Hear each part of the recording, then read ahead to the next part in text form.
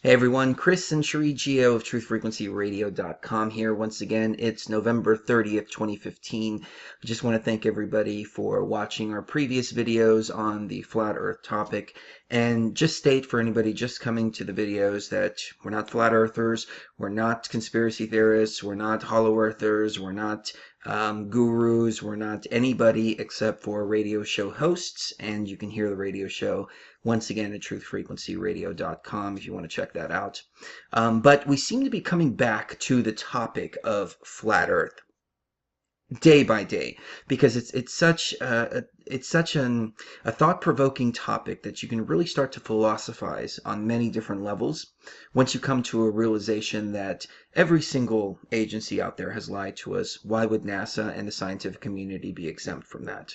So there's been some really thought-provoking comments in the previous videos, and there are some that they're just mean-spirited. But hey, it's YouTube. You know, that's what happens.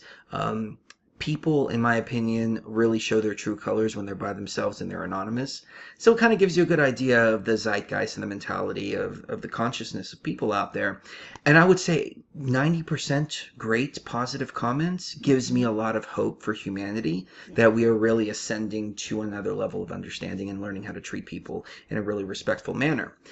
There are some comments, though, that are coming in where people are asking these first level and elementary questions, the first rung in the ladder questions. And they're all very good questions because there's questions that we all ask ourselves when we first started looking into this topic. And so I'm not, faulting anybody for asking these questions, but wisdom is sacred. And people come to these levels of understanding through research, not by having it handed to them on a silver platter. When you've been programmed with something like the globe since you're a child, you're not going to find the answers by asking somebody in the YouTube comments. And so I see a lot of people engaging some of these questions, and while some of these questions are sincere, I think there's a lot of people that are just asking these questions to antagonize, to ridicule, etc., etc. So we expect, when people come to our videos, a certain level of understanding, and we expect people to have already done a certain level of research because we've always been that next tier. We've never been the base level information. We've never been out to wake people up or to introduce new ideas to people. Instead, we are there to take people to the next level of ideas that it takes a lot of research in order to get to. So that being said, I would suggest that people out there just don't engage these pedestrian questions like, oh, well, how do you explain GPS? I've seen the curvature from the plane, and all these very elementary stuff. There's plenty of stuff out there to research. Start with Flat Earth Clues by Mark Sargent, and just type in Flat Earth into YouTube and just start watching the videos and come to your own conclusions. Then we can start to philosophize. So that brings me to a comment that was left by Karenza Jones, which inspired us to make this particular video. She said, is there a drastically different method for reducing human suffering in a flat earth type of model, or with a flat earth understanding? And this really provoked a lot of really good thought. So first of all, it's important to just reiterate that there's several different conclusions here. And we don't know what the conclusion is yet. All we know is that the evidence that we've been given for a globe is starting to, the evidence we're looking for in a flat Earth is starting to outweigh the evidence of a globe. So we're really, tipping the scale in the sense of the evidence. So the conclusion that people are drawing, like Matt Boylan, his conclusion is that there's more land out there. People like Mark Sargent would conclude that we're living in a dome. And then there's my personal take on it, which is that we are living in a dome, but we're living in a dome in a egg carton type of formation. So the conclusion is kind of both. There is more land out there, but it's many different domes all put together. And the reason for these domes is because we are being projected a holographic reality. And understanding the construct of this holographic reality is like understanding the movie theater where the projection is being projected upon the screen. And so you're really dissecting and decoding the actual construct which houses the illusion and houses the hologram. So, in my opinion, understanding this idea and this concept, regardless of where the conclusion, what the actual conclusion is, really is a fundamental variable in stopping a lot of this suffering and wars and division and chaos, which is what we at Truth Frequency Radio are fighting for, to stop the division, to unite everybody, and to take the world to a next level of consciousness. So let's take one conclusion at a time. If there's more land out there, well, that's a no-brainer. Right now we're fighting over resources, we're fighting over food, water, land, oil, diamonds, etc., etc. And so we have this system of economics which relies on artificial scarcity, and that's what supply and demand is. The less supply, the more in demand, the higher the prices go up, and this is how people make money. And so keeping these ideas like peak oil, the peak oil scam, which there's never been any evidence of peak oil whatsoever, but they pulled this scam so they can jack up the oil prices on you.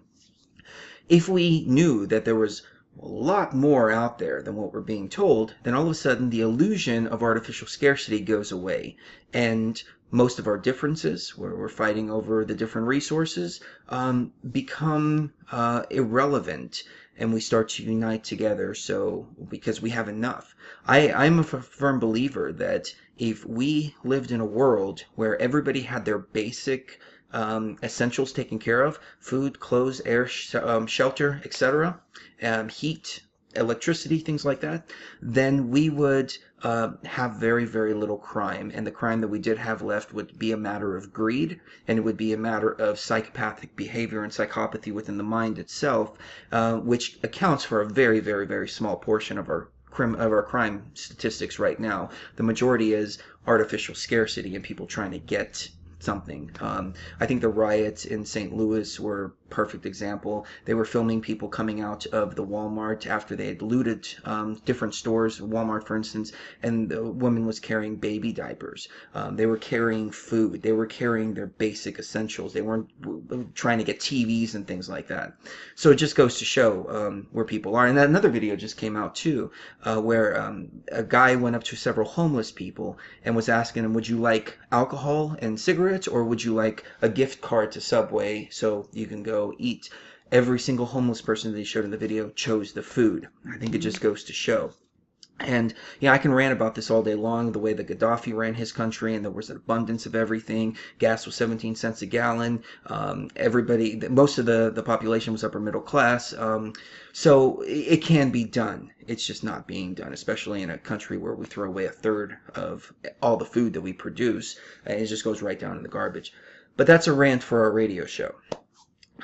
So you can see how the idea of more resources would start to unite people, and we wouldn't have a reason to fight each other anymore. Right, exactly. It's like with the diamond industry. Ever since I think it was the 40s or 50s, they told men, you have to spend at least 2 months' rent on a diamond ring for your to-be wife in order for her to even accept your engagement proposal. And that was a marketing scheme. And that was a marketing scheme. Diamonds are a girl's best friend.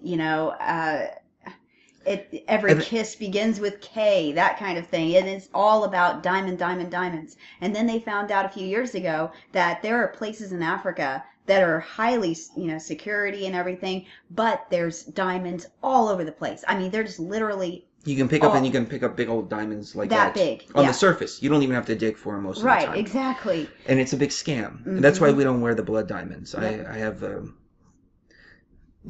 no blood diamonds. No blood diamonds. No. I do have rocks, but none of them have anything to do with diamonds or anything that takes violence or some kind of a greedy corporation that's getting them out of the ground. Right. And so it doesn't have that bad energy associated with it. So imagine if we all realize this. Mm-hmm. The world would change, obviously. So let's go to the next conclusion. This one is a little more volatile, if the truth actually is that we're living in a dome, because this creates not only a sense of unity, but it creates some problems too. Um, the idea of a dome would be something that would unite us all, because we would all of a sudden stop looking at each other and start looking up and asking ourselves, as Mark Sargent states in Flat Earth Clues, this is his analysis of the situation. Who made the dome? Where did the dome come from? Why were we put in a dome? How can we get out of the dome? Etc., etc. So if we are living in a dome, well then that's going to take a serious evolution in consciousness in order to break out of the dome, in order to break out of all of the systems of control, and to break out of the mentality that keeps us fighting with each other, both the resource mentality and the religious mentality, because the religious mentality is very, very dangerous. You can see what's happening with the Christians and the Muslims right now as we speak. So you can see how people are ready to kill each other over this invisible man that lives in the sky. If we found an artificial construct created by an invisible man that lives in the sky, oh my God, we could just see it all just, complete chaos. But we can look at it from a different way too. We can look at it as something that unites us, and we can go, okay, there's a globe. We were told there was a globe, and the globe kept us under control with all these systems: government, economy, religion, etc., etc. Well, the same people that gave us the economy and religion and everything like that are the same people that gave us the globe. So all of a sudden we look up and say, oh, we're not on a globe. We've been living in an artificial construct, and we're living in a dome. We don't believe anything these people are telling us now. Those people are the enemies, and they've been trying to control us. And so all those other systems fall. So if we go back to a way of community where we actually take care of each other and take care of our communities, etc., then the resources are no longer controlled by 1% of the population, and then there's an abundance of resources for everybody. Because we do have an abundance of resources already. It goes right back to artificial scarcity. So if we are living in a dome, then it is going to take an evolution and elevation. I know there's two words that I can combine to make that one word. Okay, I got to think about that, because that's a good evolution. Elevation. Evolution. Evolution. There An you evolution go. of consciousness. Elevation. No, that doesn't have the flow that I'm looking for. Anyways, so there's an elevation and an evolution of consciousness to where we go, okay, no more control. We're going to overcome this dome that has become now our common enemy. Right. And also the whole carbon tax thing. And right now they're having a big conference where they said 12,000 people marched for climate change. And I'm like, okay, first of all, these are the same people that are telling you that the earth is a globe and that Christianity is real and Islam is also real and all these religions are totally real. They're the same people that are lying to you, but you want this whole legislation on climate change. If we could prove that the earth was flat, it would make these people look like complete liars, and there wouldn't be any reason, even in the most liberal of minds that aren't religious at all, for climate change action, because that brings into the account that climate change is also fake. It's all fake. All of it's a game. Everything that they're they've playing told with us. you. Yeah. Yes. Yeah. It So devalidates everything. people tend to, with NASA, for instance, they'll say, oh yeah, no, the moon landing was fake. And they'll say, oh yeah, no, this pictures of Mars are fake. Oh, they found life on Mars, but they're just not telling us about it. They're covering it up. Right. But they still believe everything they say about the Earth when it comes to NASA. I don't believe people that have lied to me over and over and over again. I'm sorry, but I learned that when I was 5 years old. Are we still stuck in a mentality to where we're going to believe people who have been consistently proven to have lied to us over and over again? Side issue. So the other theory, which is my own personal theory, taken from both of these ideas, is that we live in a dome, but there's another dome next to us, another dome next to us, another dome next to us, and maybe even infinitely. And that begs the question, why were we put in a dome? Maybe we're in a spaceship flying through space because we have been moved from our own our old planet that has been destroyed, and this is an artificial reality created to simulate it while we're transported. Could it be that we're experiments and that we're lab rats? Could it be that maybe this is a wildlife preserve? There's so many different things to speculate on. But I tend to go down the line of a holographic illusionary reality that mainstream science is even starting to back up now. They're saying that the universe is made of zeros and ones, just like binary language and code in a computer, that atoms and particles will react differently when they're observed versus when they're not observed, which leads to the conclusion that reality does not exist until it's observed, in the same way that what's on your computer screen doesn't exist until the computer screen actually interprets the zeros and ones being sent to it. If that's the case, then what these philosophers have been telling us since the very beginning, that our thought is the most important thing, that we are the creators, that we are the creators of this reality, that we're able to alter and change reality based on our thoughts, starts to make a lot more sense. And if everybody started to come to the realization that we're all asleep in this universal hologram, well, then we can change the hologram any way we want. And it's really a collective consciousness decision, because a small portion of us can think a certain way. For instance, police brutality. I don't have any problems with police brutality in my life. I don't have any run-ins with the police at all. My reality and my consciousness is completely different to what I read about on Facebook and the protests and the riots and the upheaval and all of this stuff. But that's because I've altered my own reality and my own consciousness. But I can't alter the reality of the world, because it takes the collective consciousness to do that. The people that have been controlling this dome or whatever it is since the very beginning understand the power of manipulating the collective consciousness, and thus being able to carry out certain events or lead things in certain directions based on that. And that's where we get, in my opinion, predictive programming from. It may not necessarily be predictive programming in the sense that they're just putting their agenda out there, but it could be predictive programming in the sense that by getting people to constantly repeat it and getting it in people's consciousness. There's going to be World War III right around the corner. Things are all going to fall apart. Fear this, fear that, etc., etc. Muslims are going to come and behead you. Whatever their agenda is, they can manipulate you by manipulating the masses, and thus literally manipulate reality. Well, let me say this. If we came to the conclusion that we all were the creators of our own reality, then we stop with all this fear and all this nonsense, and we bring about a lack of human suffering based on the fact that we all start thinking in a love frequency instead of a fear frequency. Well, I was just going to say, the controllers of the mainstream media and all of these, shifty-eyed organizations, they understand that even if we don't create the reality, let's just say something else created the reality, we're the ones that are perpetuating it, and we're the ones that are helping to shape and mold it into where we want it to go.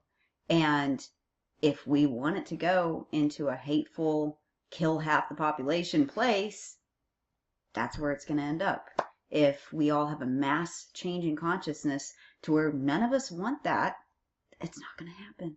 There's no way they can make it happen if the will really is up to us. If we all had the same willpower to live in love, to not fight each other, to not persecute each other, to not look down upon one another, the world would shift overnight. Right.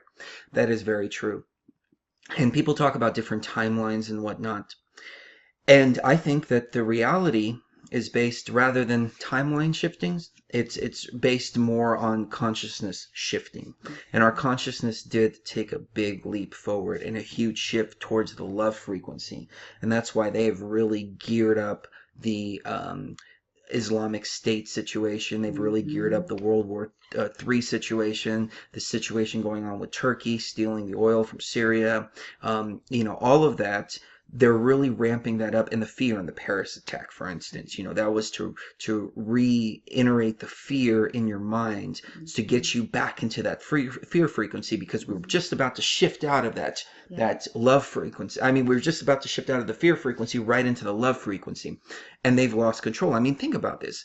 Since 9/11, they have been trying so hard to go to war with Iran, to create World War III, to bring in a total totalitarian police state. They've tried everything, and something has thwarted every single one of their plans, to the point to where they have to go hire crisis actors to pull off their false flags, because their real events are not going live anymore for one reason or another.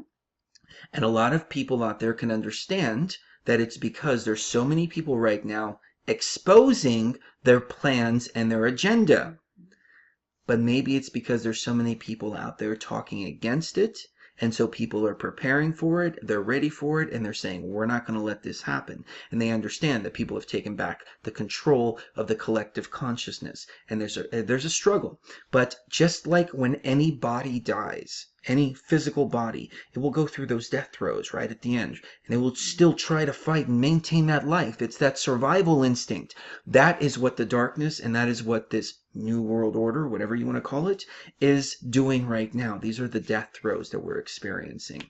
So the more we realize that we are the creators of our own reality, the sooner that we realize that our emotions, our thoughts do affect those around us, and vice versa, and our actions as well, then we're going to see this place completely and totally change. And reading the YouTube comments, coming back full circle to what I was talking about in the beginning, is giving me great hope, because it really has been 90-95% positive love and good energy and support and people resonating with the message. And it's been a small portion. And I would even go so far as to say it's 1 or 2 people with multiple accounts who are still stuck in that low frequency, who are here to ridicule and distract and divert and antagonize, etc., etc. We are really getting to that next level. We have the power. We always have. The power has always been inside of you. Don't forget that. Staring you right in the mirror. The leader is staring you in the mirror. Anything else you'd like to add? Just that excellent comments.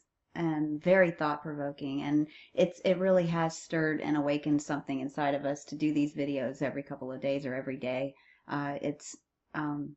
It's been amazing. I'm enjoying it, and it's been a lot of fun. Again, if you want to go check out the radio show, who are you having on this weekend? Do you know? The McGregor couple. I'm trying to remember their first names. You'll have to tune in to truthfrequencyradio.com. We just did a show with Michael Cremo where we talked about the holographic reality. We talked about the Vedic texts as well, ayahuasca, and some of the things that I had brought back from some of my shamanic experiences that actually correlate to what's been written in these ancient texts about the idea of consciousness and whatnot. So that was a really fascinating show. And who did we have on Friday night? Do you remember? Oh, I don't. I don't remember either. But again, that was a really good show. We had Nathan Frazier on for the first hour, and